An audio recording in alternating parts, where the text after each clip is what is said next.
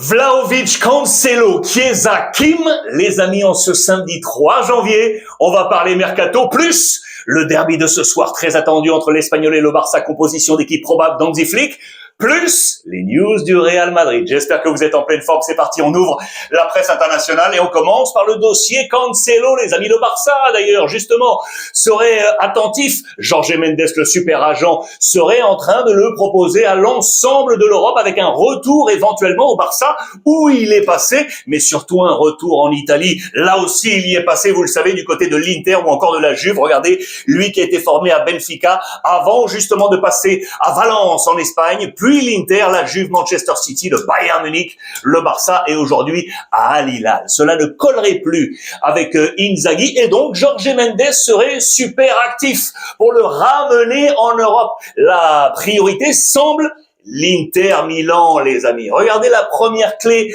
on nous parle de salaire. Lui aujourd'hui est à 15 millions d'euros pour une demi-saison, on serait donc à 7,5 millions d'euros en prêt. Sur ces 7,5 millions d'euros, 4,5 seraient à la charge d'Al Hilal et 3 millions pour l'Inter. Est-ce que c'est accessible aujourd'hui pour l'Inter Milan? C'est une affaire à suivre. La clé 2, au-delà du salaire, du coup, serait dans le chemin inverse de voir soit Acerbi ou De Vrij quitter l'Inter pour prendre la direction de Al Hilal et certainement entrer dans le pack financier. Vous aurez compris la clé aujourd'hui qui fait que Cancelo devrait donc quitter en prêt Al Hilal pour rejoindre l'Italie de nouveau via Jorge Mendes et direction l'Inter Milan. Pas de Barça vraisemblablement. Regardez le Barça justement. La presse portugaise, le Correio da Manhã, nous dit que le FC Porto serait très intéressé par un prêt du petit Bargi, l'attaquant, vous le savez, l'ancien de l'Ajax qui est arrivé. Il est très intéressant. Il est dans les plans, bien évidemment, d'Hansi Flick, mais il veut du temps de jeu. Il n'aura pas encore forcément à 100% du côté du Barça.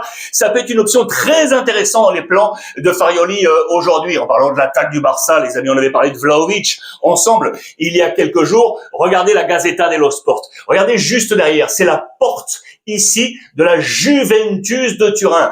Vlahovic ici, plutôt sortant, mais on va attendre. Je vous rappelle qu'il est blessé là jusqu'en mars prochain et deux clubs sont dessus, le Barça pour la suite de Lewandowski et le Bayern Munich, les amis. On nous annonce que le Bayern serait également sur Vlahovic. Le club allemand avait déjà été sur l'ancien de la Fiorentina. Et toujours en parlant de la Juve, regardez, celui qui pourrait profiter de la porte ouverte là, c'est Chiesa, l'ancien de la Juve qui pourrait revenir à la maison, l'ancien également de la Fiorentina qui est ici sous les couleurs de Liverpool. La Juve avec Damien Koboli serait dessus. Je vous parlais du Bayern un instant. Regardez, Kim, je vous l'ai annoncé en affiche. Le défenseur central du Bayern, lui qui était du côté du Napoli, transféré en 2023 pour un total de 57 millions d'euros, serait sur les tablettes de l'AC Milan. Mais il n'est pas le seul défenseur central, puisque regardez, trois autres options seraient ici, avec Gomez de Liverpool, avec le français Disasi de Chelsea, plus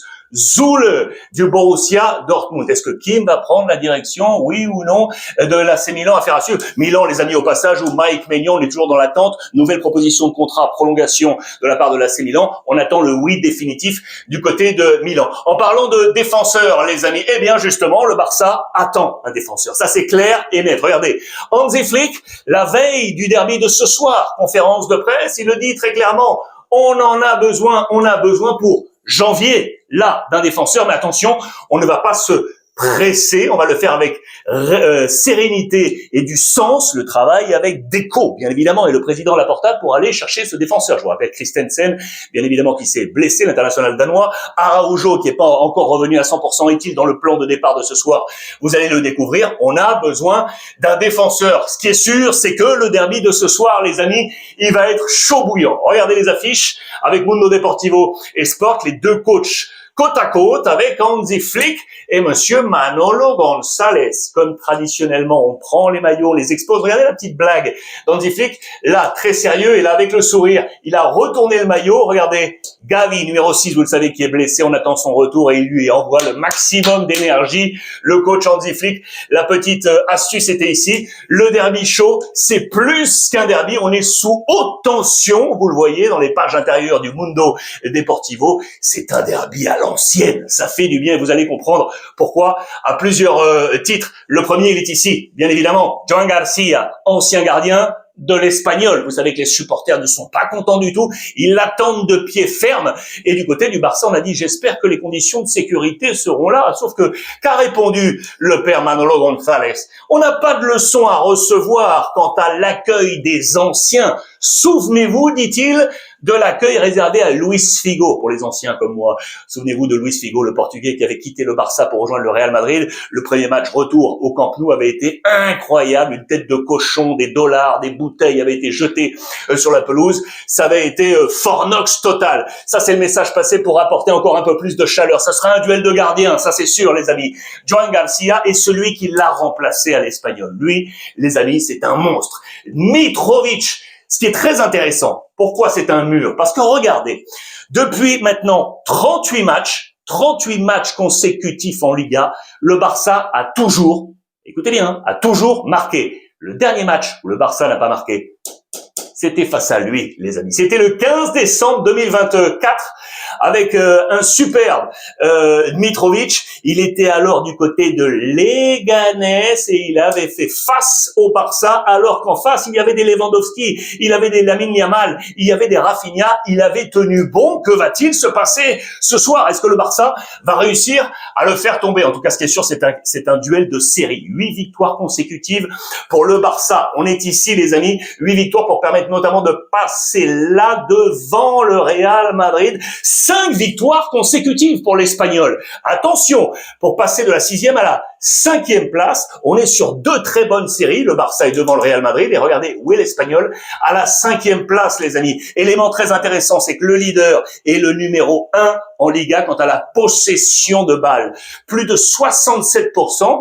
Et intéressant, c'est que l'Espagnol est le dernier. C'est l'équipe qui a le moins de possession en Liga. Regardez, avec un tout petit peu plus de 40%. Le jeu va être intéressant ce soir sur la pelouse de Montjuic entre l'Espagnol et le Barça. Voici quel serait le plan probable. Alors, on nous annonce quasiment le 11 de gala du côté du Barça, parce que les retours sont là. Toujours absent, donc Christensen, Gavi, je viens de vous en parler. Araujo ne serait pas encore en mindset à 100%, mais pour le reste, on est là. Joan Garcia, donc, qui ferait son retour sur la pelouse de l'Espagnol.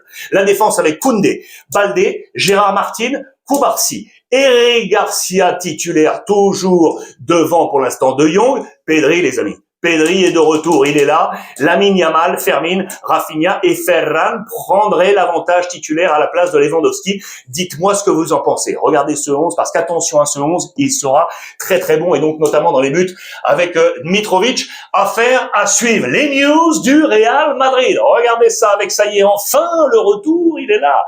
Dani Carvajal, les amis, il va faire le maximum pour être de retour pour la Super Coupe face à l'Atlético Madrid, la demi-finale qui arrive dans quelques jours maintenant. Ça fait 22 matchs. Il est absent, Carvajal, ici devant Fran Garcia. Ça va faire du bien à Xabi Alonso. Je vous rappelle qu'Mbappé n'est pas là demain et on cherche des solutions pour Xabi Alonso. Qui va jouer devant? Notamment l'interrogation sur Vinicius. Et ce sera la première fois qu'il va retrouver l'ambiance du public après les sifflets, souvenez-vous, juste avant la trêve. Et surtout ça, les amis, 14 matchs sans marquer pour Vinicius aujourd'hui. Lui qui a déjà 346 matchs sous les couleurs du Real Madrid. Regardez ce que nous dit la presse catalane. On envoie un avertissement. Soit on marque, soit on prolonge, soit ce sera la sortie. Voilà ce que nous annonce Mundo Deportivo. Pourquoi? Parce qu'on est de nouveau dans une phase où on est en prolongation ou non de contrat.